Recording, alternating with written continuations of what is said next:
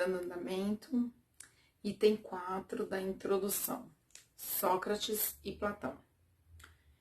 Sócrates foi um filósofo grego considerado pai da filosofia, nascido em Atenas em 470 a.C.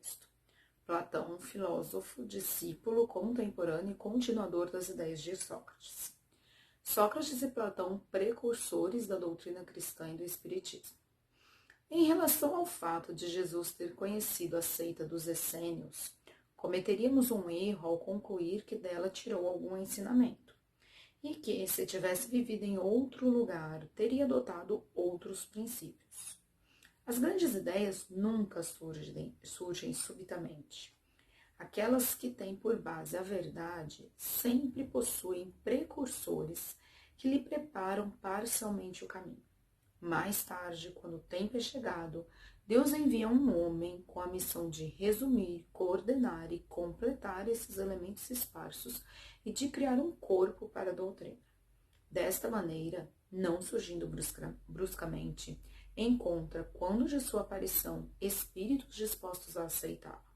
Assim aconteceu com a doutrina cristã, que foi pressentida muitos séculos antes de Jesus e dos essênios, e da qual Sócrates e Platão foram os principais precursores. Sócrates, assim como Cristo, não escreveu nada, ou pelo menos não deixou nada escrito.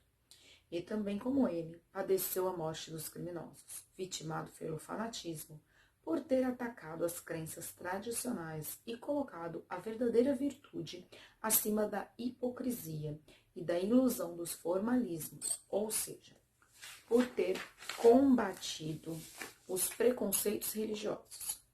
Assim como Jesus foi acusado pelos fariseus de corromper o povo com seus ensinamentos. Vamos voltar.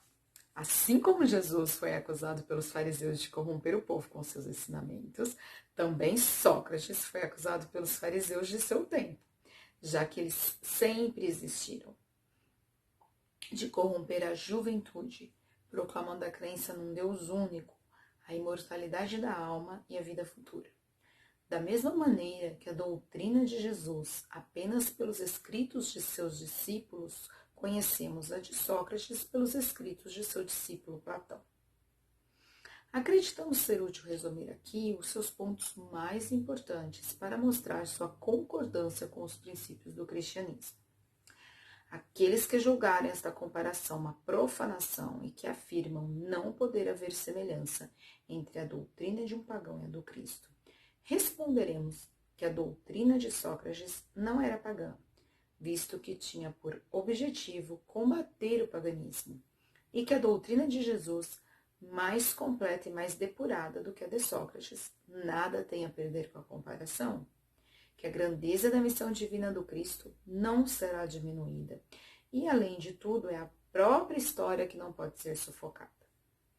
O homem chegou a um tempo em que a luz surge por si mesma, debaixo do alqueire. Parênteses.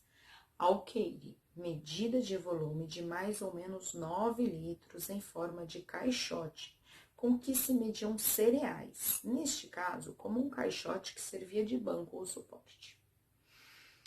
Ele está maduro para encará-la de frente, pior para aqueles que temem abrir os olhos.